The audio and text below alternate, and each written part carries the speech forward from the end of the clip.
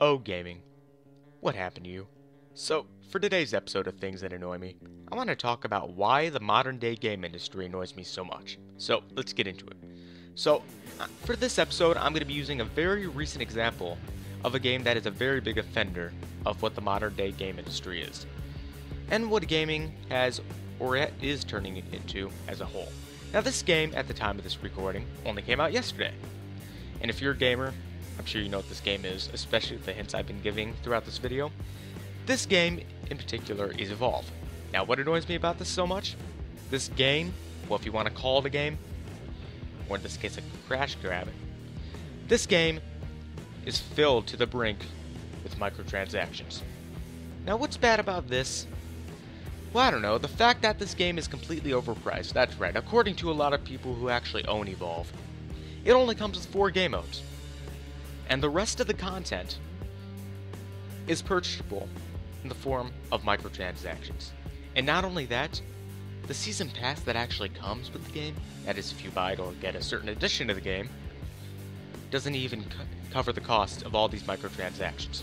That's right. You're not getting any of these microtransactions whatsoever if you buy the $25 season pass. You know, the thing that's supposed to deliver more content? Yeah.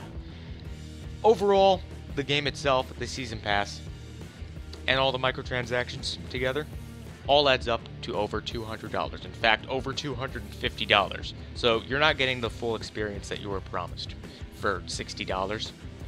The only way to get the full experience that you were promised is by paying over $250.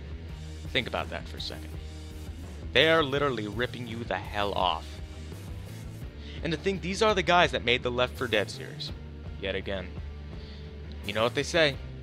Live long enough and you'll see yourself become the villain. Or maybe the saying goes a different way, but you get the picture. In fact, I'll even link the article about this in the description below so you can actually see it for yourself, so you know I'm not talking out of my ass. So, yeah, this is one of the many problems with the modern day game industry. Oh, let's not forget the bullshit with games such as Destiny, where everything consists of on-disc DLC, you know, content that's already in the game, and the only way to access it is by unlocking it by paying $40, or $35 if you buy the expansion pass, that is. You know, it's just the season pass, just renamed, you know, maybe to sound cool because of Destiny's lore and such. Or how about this, let's talk about freemium games and all that shit. Come on, who doesn't love freemium games, you know? Games like Candy Crush Saga, where the only way to actually continue on to further levels in the game is by paying money, and I mean a lot of money. It's not just like $1, that is. It's like, I don't know, dozens of dollars, you know, because one day I wanted to actually try out Candy Crush Saga for myself, you know.